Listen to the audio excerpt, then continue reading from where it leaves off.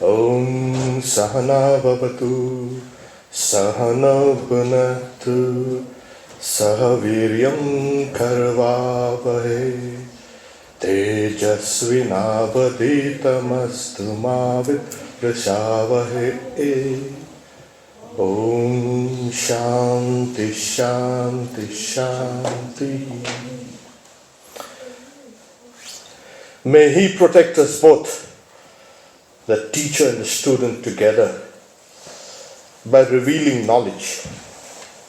May He protect us both by vouchsafing the results of the knowledge. May we attain vigor together. Let what we study may be invigorating. May we not quarrel with each other. Oh, peace, peace, peace.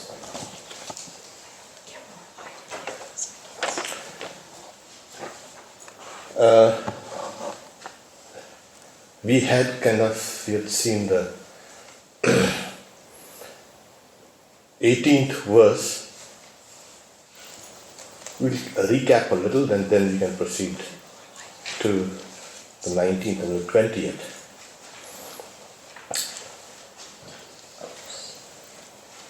So the 18th verses, first chapter, first section, 1:1:18.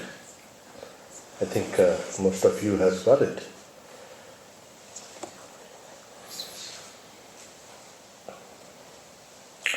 One who performs the Nachiketa sacrifice thrice, having known these three factors, and he who having known thus accomplishes the Nachiketa sacrifice, casts off the snares of death, even earlier, on crossing over sorrow, rejoices in heaven. The word Nachiketa appears 2 times. One in the context of a sacrifice, as the commentators say, and the next time, the second time, it's is conjoined with the ideas of higher meditations. This Upanishad is a kind of a bridge between the old Vedic ritualism and the new ideas of internalizing those rituals, the meditations. We see the earlier section of the Vedas is devoted to the practice of rituals, especially the various fire sacrifices. And then there were those with slightly inquiring minds saying, what's the purpose of this ritual? This is obviously a symbol. The sacrifice itself is a symbolic enactment of something. What is that? And then the inquiries began. They internalized those symbols and they saw higher and higher dimensions of what these symbols signified. So here we have some of these verses acting as a kind of a bridge between the old ritualism of the Vedas and the new inquiry. Well, this Upanishad takes up that topic. But the first boon, the young boy, some days ago I was kind of asked, well, he is just a young boy, and boys hardly know anything, and a 10 or 12-year-old boy. I said, well, there is something called child prodigies also. And the sage who has given this Upanishad, he kind of, with a child's, you can say, language, he is giving us the 3 things that we all look for. Every seeker of truth looks for. One is, what is this world made of? And he gets it from the first boon. And the god of death is kind of trapped with that simplistic, you can say, questions. He should have been aware, or maybe he was aware, of course. And he went along, he played along with the Nachiketa's question. The second boon, he acquires the knowledge of attaining the highest reaches of relative existence. Here when we speak about and crossing over sorrows rejoices in heaven, this word heaven itself in Vedanta is not a place where you go and sit down and do nothing for the rest of your life, eternally doing nothing. Because there is no such thing as eating there, no drinking, there is no disease, there is no death, there is no anxiety, there is no stress, there is no depression, there is nothing. How do you go get yourself engaged? And besides, there is no, as the Bible says, there is no marriage or giving in marriage there. What a lonely, lousy life you might have. Generally in Indian philosophy, heavens are places where you go, it's a kind of a way station. You go out, you've done something, you go take a kind of a break, and you come down again to fight and shout and struggle. In this case, heaven is the highest reaches of relative existence. Now, why is that? Well, it is called, in the preceding verses we had, this knowledge of the reality of what really fire is resides in the intellect of the awakened ones. Why? Because they know. Isn't it our intellect? Yes, we know. This intellect of ours can give us the highest relative existence, the attainment of the highest relative existence. And what is that? The firstborn. And the firstborn is creation itself. The gross creation that we see is what is called the firstborn. There's a technical word called Virat, where you sink in your supposedly individual, you can say, existence into the universal existence. So how do you do that? Through that intellect. And how does the intellect work? Well, you got to purify it, and as it's getting more and more pure, you will find that reality. Well, this is the visible reality that we can acquire through that purified intellect, which is awakened. Well, is this the only reality that is to be known? No. There are more subtle and subtler and subtler and causal realms in this existence. And this boy, through the second boon, has acquired the knowledge of the whole of relative existence. Well, now comes the time for the third boon. But before he does it, what he says is, Yama, the god of death, is extremely pleased. It happens when a teacher finds a student who's exceptional. Well, the teacher is overjoyed. I don't need anything, I want such students. And it's in all factors of life, of our life. If we meet somebody who's really intelligent and loving and compassionate, we really flower. Our personality, which was kind of closeted, really starts expanding. That is why they say you must have a kind of a fit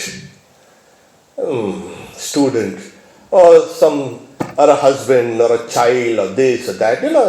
You start growing. But what happens is we don't meet those kind of people, and we become more and bitter and small and narrow and critical. It's a kind of a loss to us. Instead of evolving, we have gone into a shell. And as Swami Vivekananda said, we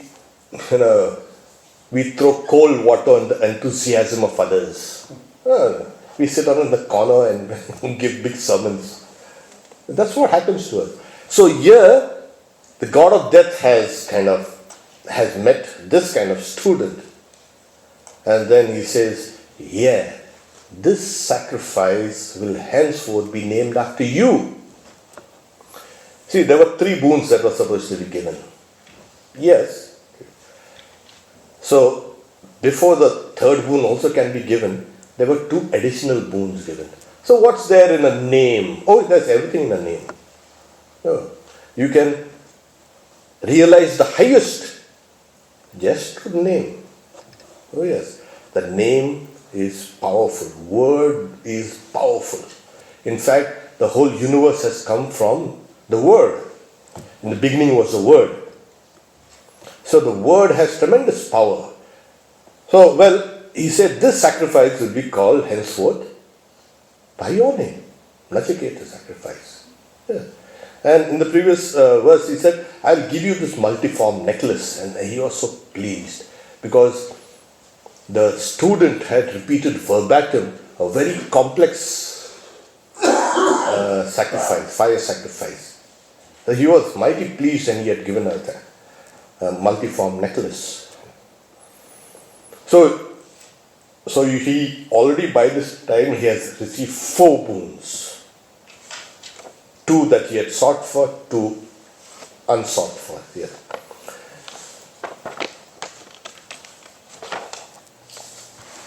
We come now to the 20th verse. Here it speaks now. This is the 3rd boon. I think you all have got it. Yeah. This doubt that arises consequent on the death of a man, a person. Some saying it exists, and others saying it does not exist. I would like to know this under your instructions. Of all the boons, this one is the 3rd boon. He wanted 3 boons and here it was. So the Sanskrit is Ye yam prete vichikitsa manushe asti te nayam asti ti chaike etad vidyam manusistastvayaham varanam mesha varastritiya. Well, the boy now has stated his request. There is a doubt when a person dies. Some people say that person exists, and some people say that person does not exist. What is the secret? This is what and this is the 3rd request. And we have something called another question hidden in this kind of question. Is it just a symbol, that person or the boy who obviously he must have seen people around him, maybe dying or something, he knows that. But he hasn't experienced the death at a very close range. This question is asked not because that boy is afraid of death or wants to know. That this boy wants to know through this 3rd boon the reality that transcends all relative parameters. Gross, subtle, causal. It is the inquiry of the self, the Atman. The word death has just been kind of tossed in the middle. So if you can go through this knowledge through the idea of death, it becomes convenient. Why? Because it has been a universal experience. Death is a universal experience. And that's where all philosophies and all big rituals and all theology stop. Everything in our lives stop. All whatever we had acquired through all these pains and struggles stops. Swami Vivekananda says, the mind, however hardened, recoils and say, is this the end?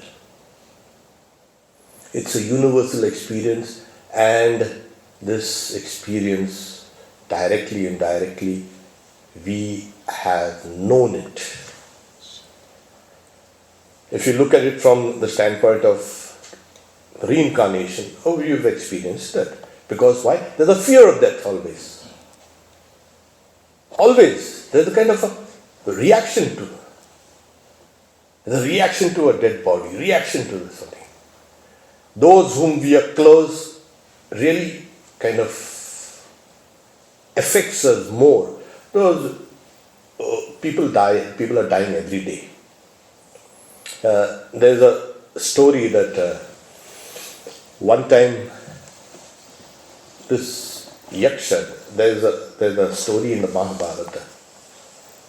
So one of the questions asked to the saintly king Yudhishthira, one of the 5 Pandavas, is saying, what's the most wonderful thing in this world? So he says, every day people are dying around us, and yet we think we will not die. Yeah. Ahanya bhutani gachanti yamamandiram. This is what we feel. No. We want to kind of cheat that. Oh yeah, that is much smarter than us. So it's a kind of a experience we all have, we all fear, and we all inquire. So the inquiry for absolute existence begins from this. You inquire, what is death? Okay? So, there's a word called vichikitsa. There's a doubt. There are some, obviously in this world, there are some people who are pro and anti, anything, any issue. You will have 2 camps. And the more the merrier. They will keep on shouting and fighting. And we don't realize that we don't have to take this kind of thing seriously. Both work together and find out if there is something.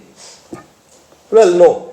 They will stick to their beliefs, and these people will stick to their beliefs and saying there's nothing after death. We call them the materialist or atheist or agnostics or whatever.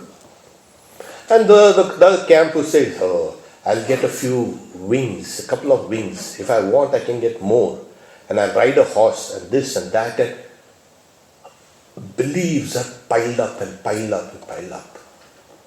And I know, in fact, the whole of psychology was nothing but the beginning of, it's a how to escape this inevitability. It's inevitable. How to escape there's no wish for death, but then how to avoid this? Yeah. Every religion began with this ritual called death rituals.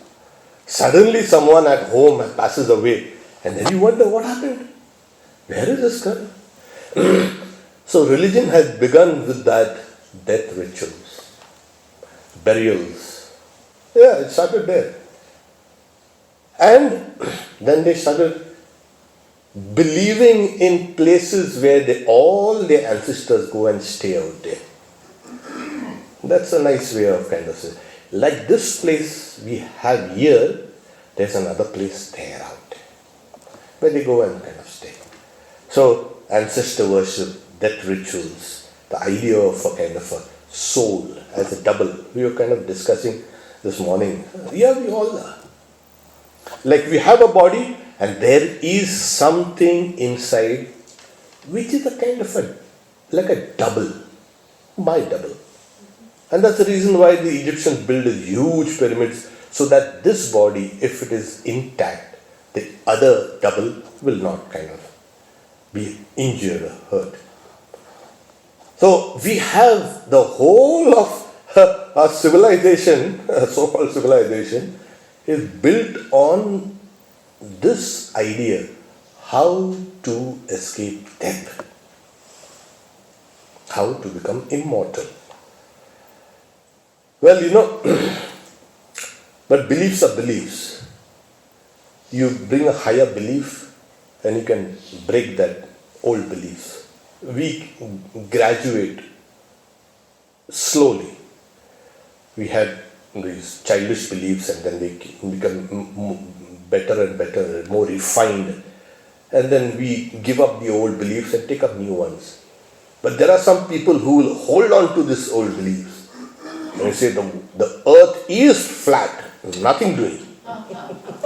Well, you convince them, say nothing. The earth is flat and yeah, you can see it. It's flat. Well, it's a belief which has no corresponding, you can say, idea with the reality, with what you observe.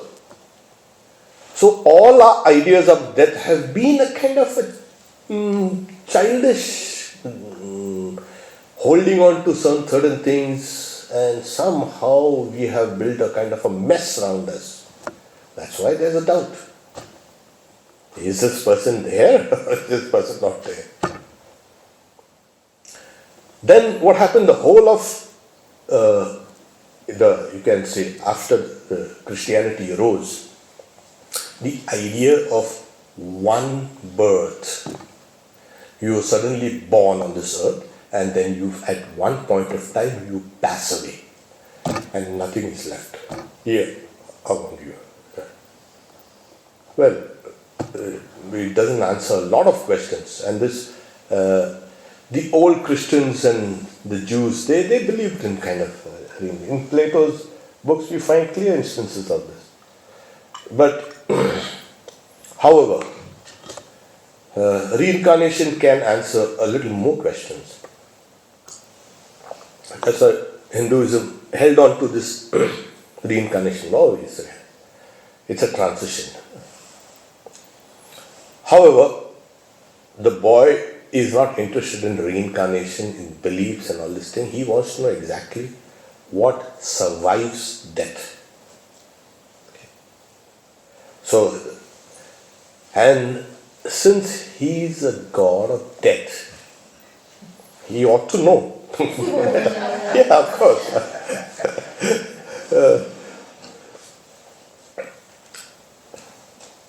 So he says, I would know this, I would like to know this under your instructions. Now, the commentator here says, even when we are alive, we are struck with death. We think death is a kind of a stage, a kind of a line drawn to our individual existence, and there it's all over. Actually, death is with us. It's like a shadow, always with us. If we would not be dying every moment, we would not be able to live every moment.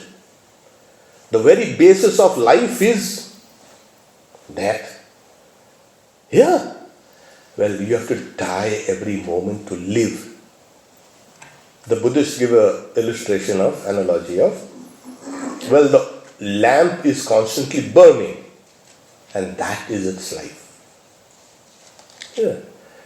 So the commentator says, everything that is negative in your life, vice, irreligion, ignorance, aversion, attachments, these are forms of death.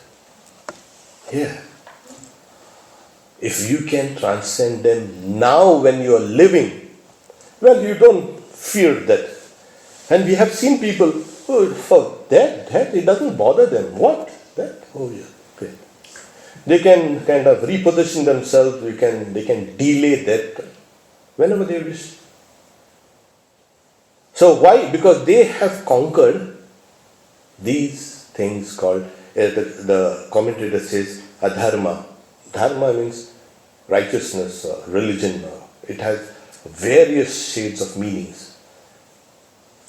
When we have attachments and aversions and ignorance in the sense non-knowledge, all these things are forms of death.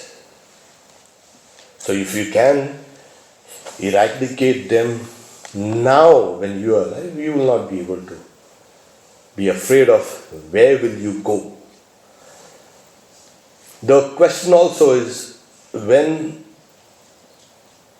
the self, which is there in all of us, when it crosses over a barrier, how does it get connected with another fresh body? Since creation is eternal, there is no time when there was no creation in Vedanta. Creation is eternal. Why? Because if you have to have an eternal God, you will have to have an eternal creation. So creator and creation are two parallel lines. You cannot have a God who suddenly wakes up one day and said, oh, these poor souls, they need a little guidance, and throws the 10 commandments at a thumb. And for 200,000 years he never bothered. Suddenly he wakes up. We have got to do something about that. Let's put this thing in order. And it has created more disorder.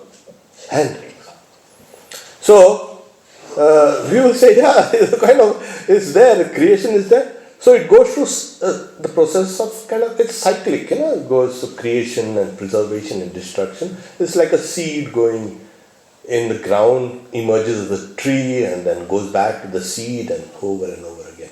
So there are two parallel, like creation and creator. And then Advaita Vedanta comes and saying, hey, you cannot have these two things. Let's make it one. Make it simple. So made it two. Wherever there's creation, there's the creator. Creator and creation are non-different. Yeah. Suppose I raise my hand like this. Is somebody else lifting my arm up? Oh, God willed it, so I did. No, nothing like that. And this God's will business, oh my God. The Vedantins get so at times annoyed. It's all God's will. What can you do about it? It's spoken from the dualistic standpoint. The Advaitin will say, this God's will business is, there is a a creation or a plan of creation that's unfolding. Everything unfolds according to a plan. Now you don't go and put a spanner in the works and say, hey, I want 2 wings. How about that? These things are ridiculous. So God's will means His will is playing out in the world of creation. That's what it means, God's will. Okay? There's no separate, you're his favorite and he's his favorite and she's his favorite, nothing like that. So we are all tiny pieces of, you can say, flotsam and jetsam in this mighty ocean of existence. So, if this is the case, if creation is continuous, it's a continuous process, it is not that you are born at one time and die at one time. Yes, if creation has been eternal, you also have been there. Yeah, and that is why they say, why should you get frightened about death and all these things? You were always there. In some form or the other, you were always there. If there was creation, you were there. So this triad of Jagat, that is creation, Jiva, that's individual soul, and Ishvara, God. This triad is always there in every calculation. If there's creation, you'll have to have souls and you'll have to have God. And if there's a God, you'll have to have creation, you have to have souls. You can't get out of this. So, what are you worried about? You don't have to worry about, I'm going to die. No, you're not going to die. You're going to transition from one place to another place. There it is. Why you want to make a big show and fear and this? It's been so demonized. When you look at the larger picture, then it becomes kind of clear. What's this kind of death?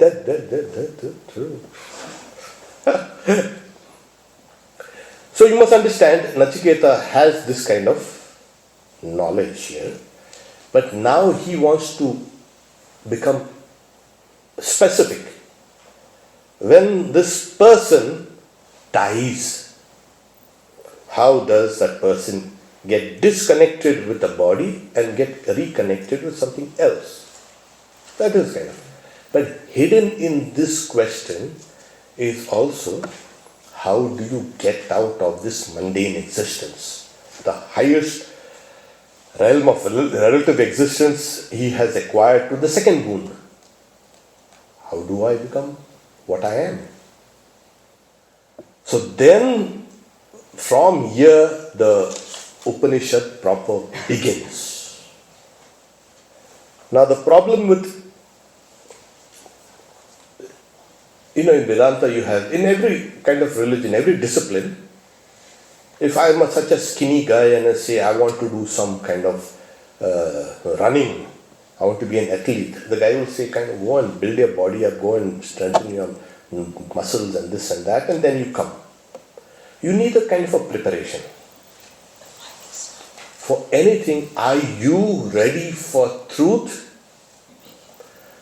We are looking for truth in a kind of a casual way. But are you really a seeker?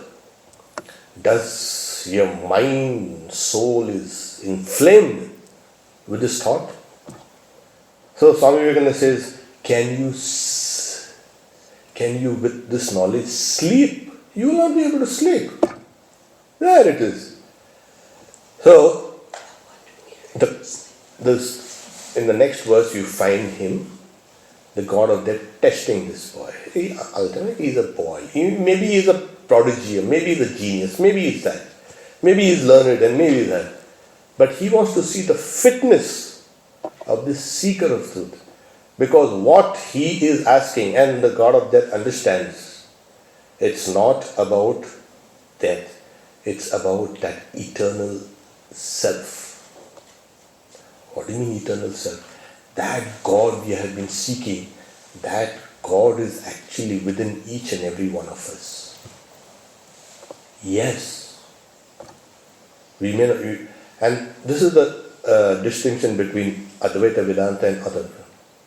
This individual soul is nothing but an appearance. Of what? Of the Supreme Soul. Yes. That God that you're thinking about is somewhere in heaven sitting down. No. That God is there within you, within everything. That God is involved in creation in a most intense way. So when I dissolve my individual existence, I will come down to universal existence. As simple as that. So here, he said, this is the highest goal of human life. Like Sri Ramakrishna says, what's the goal of human life? Well, eat, drink and be merry. Well, that has been tried for a few thousand years and it has failed miserably. In fact, all our problems are because of that. Eat, drink and be merry. So the highest goal, Sri Ramakrishna says, is to see God. No, nobody told us that the goal of human life is to see God. Where is that? Do you search around? In books and temples, vain thy search, Swami Vivekananda. No, it's there within you. And that is the place where you need to plunge in. And as you plunge in deeper and deeper and deeper, you will find that God, which is the goal of your life, which is the goal of everyone's life, which runs everything, and you will merge in that. And what about me? Well, a drop of water, rainwater, if it's falling in the ocean, he's kind of screaming, "What about me? I'm going to die." The ocean will say, "Well, you were the ocean. You had a kind of a temporary relative existence, and you're coming back. Why are you shouting about it?" Yeah. But this individual existence is so strong. I tell you, it's not easy. Of course, I know it's not easy how to give up this. So Swami Vivekananda relates a story. One of the avatars of God was a boar, and he had taken this form to protect the Vedas, to save the Vedas, and he did all that work, and he was kind of, the first avatar was a fish, which thank God evolutionists say, yeah, we have this all come down from the fish, we have come down from the ocean. Good for us. The second was a kind of amphibian, third is a mammal proper. So after he had completed his mission, he was kind of taking it easy. The gods are worried. Why? Please come back to your heaven. We miss you. We miss you so much. Please come. Oh no. You see this muck? You see this dirt and this squalor? I'm perfectly alright. And in the interim period that the Lord had married a sow and there were piglets and all around, so I'm very happy, you see. And the gods now were desperate. They caught his legs and a tail and tried to drag him. And the poor gods were bitten. I told you, get into this muck and get into this filth and squalor. See, it's nice. So after trying to convince him that heaven is actually your place, the kind of Vaikuntha, where you can take it easy, you are Lord of the world. So they failed. So they go to Shiva. Shiva is sitting down and meditating on Kailash. So they present their problem. So I'll take care of it. He comes and he doesn't say a word. He takes his trident and plunges it into the belly of that boar. And Vishnu emerges out. My God, even I was deluded by my own Maya. Let's go. And on the kind of entourage, everybody goes on the heaven, everything is honky-dory, as they say. So we think our individuality, our world, our life is everything, the world. We want everyone to come into our lives and our small world and conform to what our idiosyncrasies are. And we have plenty. You just look at yourself and see. you need to laugh at yourself now and then. Don't become too serious. The world is not such a kind of a serious place. And it's a play. So, and that is why it becomes difficult for us to let go. The moment we let go, we will merge into that. We will realize that this appearance merges into the real self. It's like you're looking at yourself in the mirror, and as you look at yourself in the mirror, what is real? Is the reflection real, or your real face is real? Kind of this. So you break the mirror. What happens? Where does the reflection go? Well, it doesn't go anywhere. Or you can say it merges back into from where it emerged. That's what actually happens. This is the highest realization. And as we have seen, the second boon shows, I am the universe. The person realizes this. I am the universe. But is reality only made of names and forms and creation, this appearance? No. There's a higher aspect to this. And that is that Supreme Brahman. And this is what Nachiketa asked.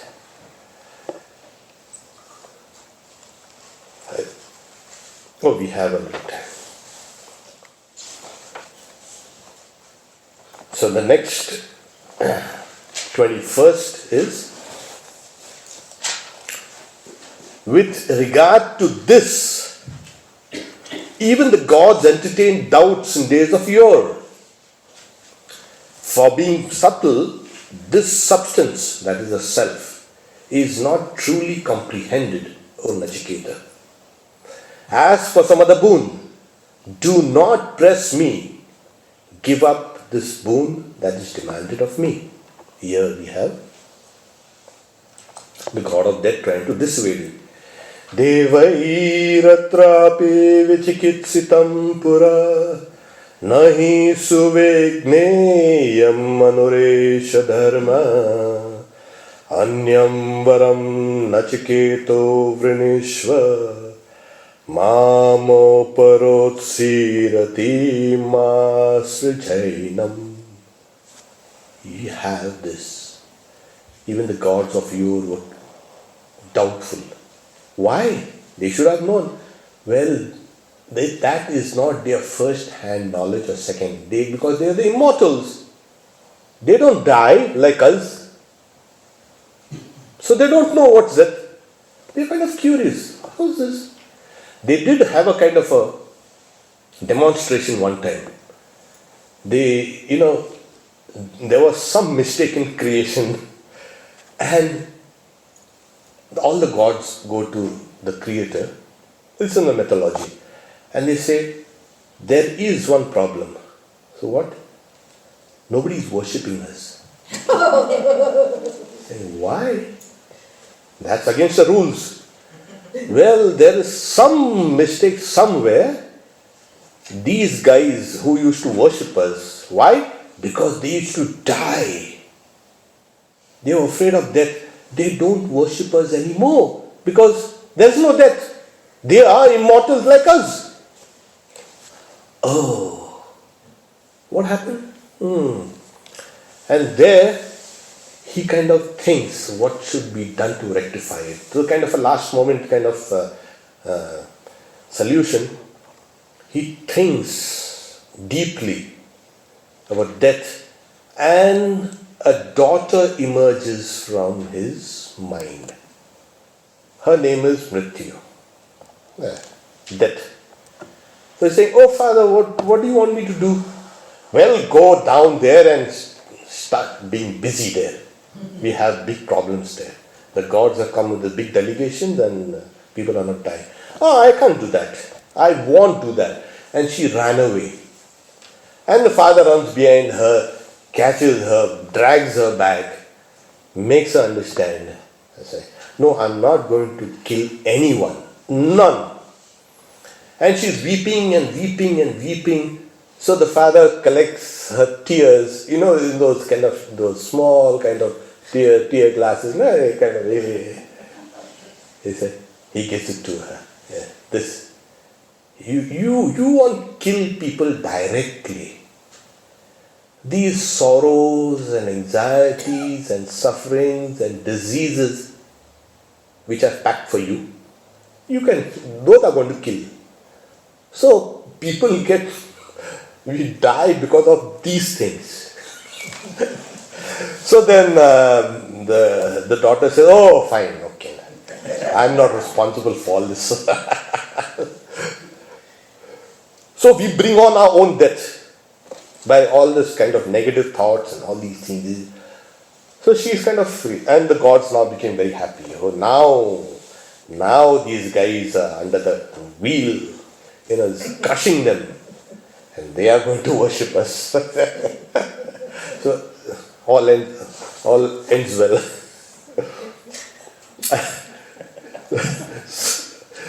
So we have this. So the gods don't know about death because they have not experienced death. Simple as that.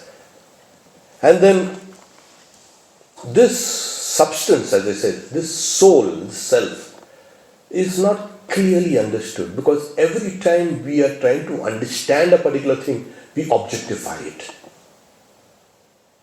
The moment we objectify it, we have wrong knowledge because it is the eternal subject. And we have been for thousands and thousands, we are trying to objectify it. How is the soul? Big, small, little, this? No. It is the subject. It is you. How can you objectify? Swami Vivekananda says, it is in and through the self that I see the world, that I do everything, that I live. It is in and through the self I see this chair and everything. How can it be objectified? That is why great philosophers have tried to deliberate on this kind of what is this substance, what is called death. The word used is dharma. Dharma is the soul, one of the meanings is that which holds things together. The moment your individual soul leaves you, you disintegrate. Oh, this is what it holds everything together. Every appearance needs a substratum. This is what it is. And above this substratum, we kind of superimpose our ideas of all the various ideas about gods and angels and devils and this and that and everything. Our knowledge is superimposition. This is one of the great doctrines of Advaita Vedanta. Most of our knowledge, when we see a particular thing, we project a part of our mind towards it. So we always read something called X, which is unknown and unknowable, plus my mind. So the external world is nothing but X, unknown and unknowable, plus the mind. And when I try to go deep inside, even there, that is a kind of unknowable. It's Y. Y plus mind is my world. We will never know the world as it is. There's a lot of, when the Human Genome Project kind of was complete, now we know what we are made of. We can cure disease and this and that. No, really. We are very far away from anything. Nothing seems to work. Nothing seems to be complete. Everywhere, any knowledge, objective knowledge is incomplete. And this is what has been shown by Kurt Gödel in his incompleteness theorem. Everything is incomplete knowledge. There will always be a doubt. There will always be some knowledge that needs to be filled in, which doesn't come in so quickly. And then we have this uncertainty principle. We are not certain about anything.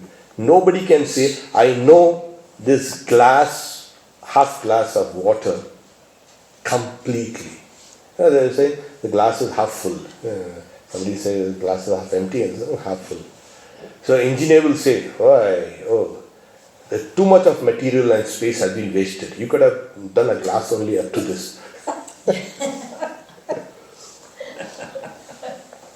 Well, it's like nobody can say anything with certainty about this universe.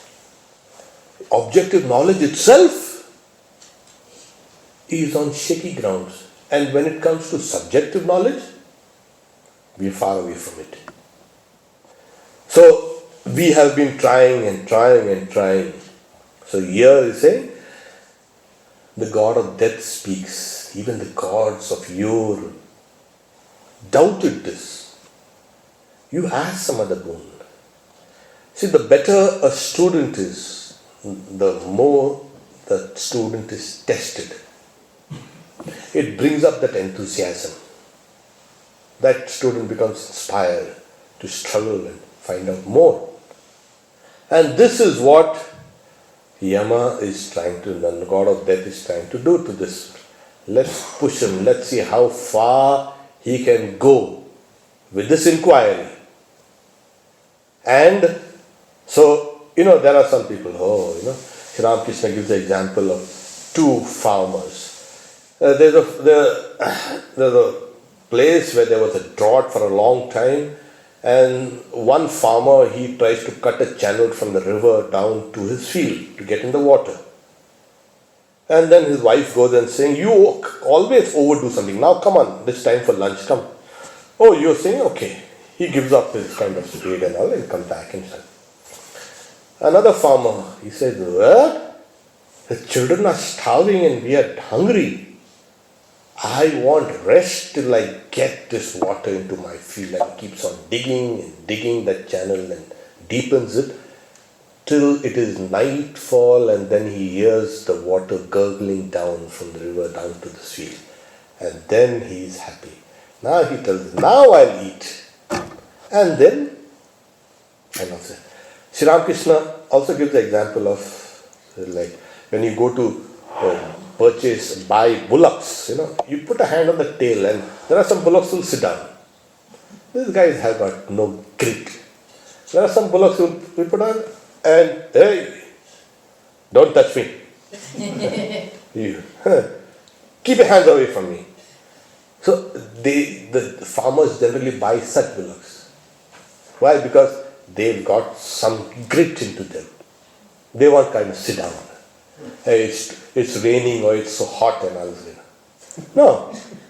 Guys, these are the people, these are the special aspirants. They've got grit, they've got stamina, they're going to go the whole way. No halfway house. I'm going to go till the very end. And if I have to die in the attempt or maybe lose myself in the attempt, doesn't matter. I have given a higher value to this inquiry than my own life. And this is what happens. When you value something more than your own life, you're on the right track. The moment you put a great value on your life, on your small things, you've lost the track. It's like a stream flowing down in a desert and losing itself. Nothing will come out of it. So these value structures are important. Here, Nachiketa has kind of put a value structure there. The highest inquiry, the highest value that I want to discover is what lies after death. And there he is kind of converging his mind and his body and his intellect and his life, everything. So this is what generally we see that what we love, we try to acquire that. Hey, you love this inquiry. Oh, it's meant for someone else. No, it's meant for each one. Every one of us will come at a point in their lives when you have to stand and ask this question: what becomes of me now? Do I exist forever or I dissipate like a cloud in the morning sky? Everyone. So it's not just Nachiketa's question, This is a question, and if it has not come in your life, please try to find out why and bring it back in. We have been distracted and we need to come back to the basics. I need to know this. What becomes of me when I die? Not someone else. Because I can sense my own mortality. At the same time, I can sense my own immortality. I'm a kind of a blend of these two things. Somewhere I feel I'm not going to die. I'm imperishable. At the same time, I see, I look in the mirror and I look around and say, things are changing. Where is it going to? We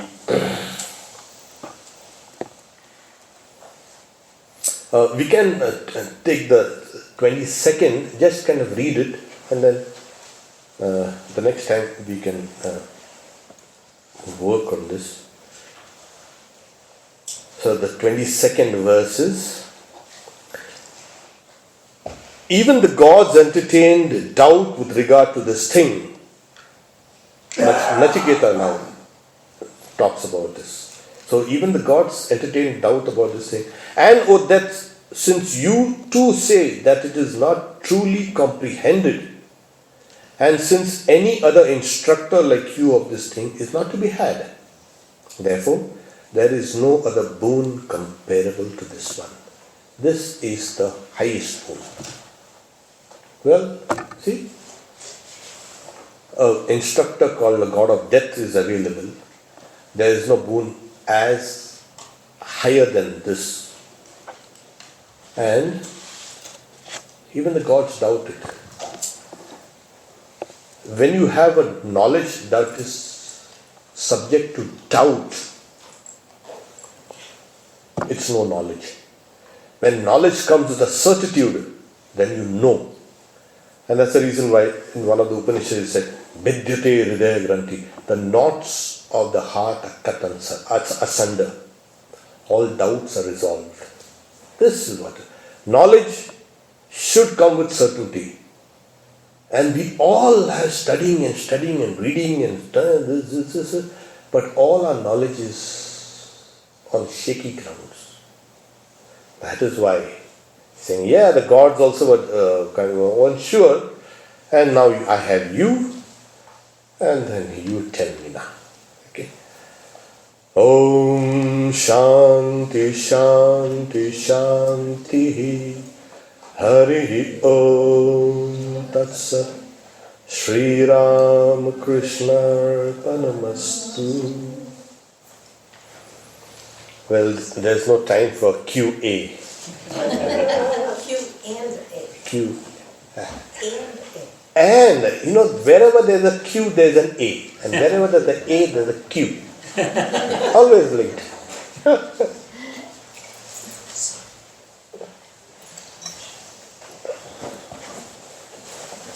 We can save it for tomorrow if you have any doubts.